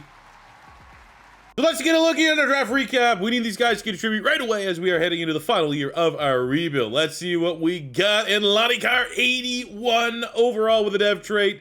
Honestly, that has him one spot, one rating higher than Grant Delpit, the veteran. So I don't think, I think key to being a veteran is knowing when it's time to pass the baton to the young bucks. So we're likely to go with Carr as a starter. And then the legendary, man, I wish we had 5 years just to see how damn good Jerry Cherry could do. First team all name, absolute beast, do it all type player. So we're now here, year 5. I need this second Super Bowl. This team and how we achieved it, the Cinderella one, year number 3. Now it's no longer Cinderella. We are a powerhouse. We need to get one here. Jaxon Dart, don't let me down. Offensively, Judkins, incredible. The best run. You always can make the argument. He's been better in this rebuild than Ashton Jeanty was in our Chargers rebuild. And Jeanty's the big name from this class. Jerry Jeudy's been a beast. The O-line kept it together, developed it. Defensively, Caleb Downs, Abdul Carter, Deion Walker. We kept that whole secondary together, even though Denzel Ward's regressing. Carr, linebackers. Had to do it. Jerry Cherry getting in the... I'll give him the slot. That's a sympathy position. That's to get him some reps and to let him play. We're 3 straight years of 11-6. 12 wins. We're winning a Super Bowl. And then in year 5, I said we wanted 12. And after 3 straight 11-6, you're like, actually, you know what? We're going to slip up a little bit. We're going to get a little bit of rest. We're going to go 10-7, which is for a 91 overall team. 10-7's bottom of the barrel. We actually have the 31st out of nowhere passing offense. The good of that is we also have a top 10 offense, the number 1 rushing offense, and the number 2 defense in the NFL. You can see here right above the old webcam, Judkins finishes the rebuild as the leading rusher in the league. Awesome. Again, I don't think we did that with Jeanty. I think Jeanty was making the list, but not number 1. Jaxon Dart yards are down, so that means our receiver numbers are going to be down. But 31 touchdowns, 10 picks. Probably not $200 million quarterback worthy. But, I mean, for a 3rd-round pick, for like when we were picking, it was like, oh, man, we're just going to wait. And if they're still there, maybe I'll sympathy pick one of him, Jalen Milroe, or Quinn Ewers. Hell of a career. Judkins is incredible. Ao Manor actually goes over 1,000. Love seeing that. The Canadian had the huge touchdown, winning touchdown in our Super Bowl victory. Jerry Jeudy slowing down just a little bit. Defensively, Drew Sanders over 100 tackles. We got 10 sacks from Walker, 7.5 from Green, 7.5 from Carter, 6 from Herbig. So the good is Herbig's best year. The bad is, ideally, and I've noticed this year, Madden 25, the Browns playbook, not as good as it was in years past. Years past, Myles Garrett was always breaking the sack record. But there was still an element of like, maybe we could get back to that. Get back down that pass rush that's getting like 15 sacks minimum. And maybe once we trade Myles Garrett, Abdul Carter, who now is a 99 X Factor, would be that guy that's getting 15, 16, 17, 20 plus sacks. Fortunately, that never came to fruition in this rebuild, which for me personally is a little bit of a bummer. 3 picks by Lonnie Carr. Big time pick. 2 picks from Jerry Cherry. Let's go. Get him on the field. He made some plays. Yes! Yes! Shout out Judkins for getting running back of the year as well. I was looking at a playoff run, which starts in the wild card round against a 12-5 Jets. I'm going to be honest. The vibes are 1 and done right now. Of my team. The state of my team. I didn't see really any crazy numbers there outside of the running back. But then, after seeing Jerry Cherry get Defensive Rookie of the Year, we can beat anybody. I think that could spark another Cinderella run to close out this rebuild. Looking for Super Bowl number 2. Come on, let's go! 2019 low-scoring game. Player of the Week performance. It's JOK. That might as well be Jerry Cherry. Up next in the divisional round, we get the 12-5 Indianapolis Colts, 86 overall. So we are 6 overall points better. The rosters don't even compare. You look at the rankings, we are better in every single element of this game. Roster, on-field performance, record. The list is quite long. Which means, in Madden standpoint, this game's a pick'em. Come on. Come on, baby. Get me back to a championship. And it's low scoring. We're winning with defense. 2 straight wins. 20-17. Both quarterbacks, not particularly great games. Judkins looks like he was the difference maker in this one. Deon Walker, anytime we get a nose tackle that is wreaking havoc like that, like playing like Dexter Lawrence, you're going to be pretty happy. And I wouldn't have it any other way. If it was just rolling into the Chiefs, it'd be like, roll your eyes. Yeah, we almost could happen. No. Year 5, final year, chance at another Super Bowl. It is a bitter divisional rival. I can't speak for a Browns fan. Never been a Brown. I was a Browns fan for half a year when Peyton Hillis was going off. Inspired me. High school. Caucasian running back. Inspired me. But would you say as a Brown, who do you hate the most? If you're a Browns fan. Do you hate the Steelers the most, the Ravens the most, the Bengals the most? I feel like the Bengals probably because you have the stuff there, right, that went on, the extracurriculars. But I feel like from a pure football, on-field hatred, it's got to be the Steelers, right? Over the last 20 years, they've had the most success. Arguably, I mean, Baltimore has been there, but I that's actually, I'd love to hear that. If anyone here watching is a Pittsburgh Steelers fan, or not Pittsburgh Steelers fan, but if anyone here is a Cleveland Brown fan, who do you hate the most in your division? And I guess, you know what? If you are a Steelers fan here, how do you feel about Brown fans? Feel free to roast them in the comments. Get going at it. I think we can beat them. Very similarly built teams. They want to run the football. We want to run the football. They want to play good defense. We want to play good defense. I think because this lines up in such a big rivalry, let's get a front row ticket. Let's go, baby. Jaxon Dart against J.J. McCarthy. Okay. Good opening drive. They're moving. Come on, boys. Punch this one off.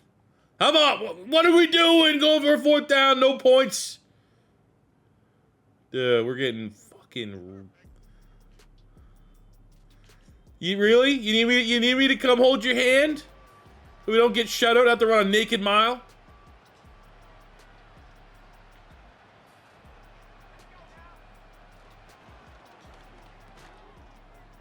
Here we go. There we go. Go to the jobber of the wide receiver core. We need that to spark a run here. Actually, you know what we're actually going to do? Instead of sparking a run, we're going to let them just kill the whole fucking game off.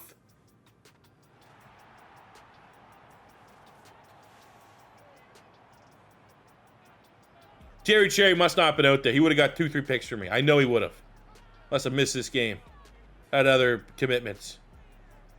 Fuck! Unfortunately, that is the end of the line. We get these are essentially the credits, end roll credits of our rebuilds as we get to look at the career stats of everyone and what they've been able to accomplish in this rebuild. As Jaxon Dart, not bad for a 70 normal dev, 3rd round pick, 18,000 yards passing, 169 touchdowns and 54 picks. Judkins, who's getting the game ball for the rebuild, 7,000 yards, 62 touchdowns in 5 years, is pretty insane. Maybe even borderline Hall of Fame pace, considering he has a Super Bowl ring. Jerry Jeudy revitalized his career here in Cleveland, put up some big-time numbers, lived up to the hype of the prospect that came out of Alabama. 9,600 yards, 78 touchdowns. Amenor, 4,300 yards, 29 touchdowns, including just dominating in the Super Bowl. The development of Darnell Washington was really, really fun.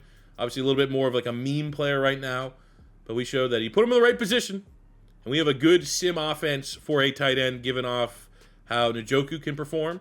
It was a good match. Really, really good match. Defensively, JOK just under 800 career tackles, 63 tackles for loss. We get 43.5 sacks for Abdul Carter in 5 seasons. So that is under 10 a year, which I would have kind of hoped to be the bottom of the barrel for how he performed, but is what it is. Walker with 38. I didn't think also that it'd be that close between the 2 picks from the same class. Well, I mean, maybe that's more credit for Deon Walker. What an absolute stud. Definitely one to watch for the upcoming draft. 37.5 sacks for Herbig. Defensively, 29 career interceptions for Denzel Ward, 14 for JOK, 13 for Newsome, and double 11 for Delpit and Sanders. Most notably, Jerry Cherry with 2 freaking picks. Sky's the limit for this guy, future Hall of Famer. Luckily, we had our Cinderella run in year 3 to win a Super Bowl and get the check mark on this rule, because this team's about to go into salary cap hell. Everything we had to do to keep Will Campbell on the roster, not looking like this team's got to blow up. That's the only thing that could possibly be done to get under the salary cap, and not my problem. I won a Super Bowl. I'm quitting. I'm leaving. Goodbye. That is how we're treating this one. With that being said, though, it is your first time stopping by. Don't be afraid to hit that subscribe button as we're moving maybe a mini goal here. Big goal, 200,000 subscribers, mini goal. It'd be cool to get to the next plateau, which is 180,000 subscribers. I think we're close to 177 right now. So if it is your first time stopping by and you're enjoying the rebuild content, hit that button. Hit the like button if you guys enjoyed the video. Helps out my channel with the YouTube robots. Leave a comment in the comment section below of what team you want to see rebuilt next and what style. Do you want to see a realistic rebuild?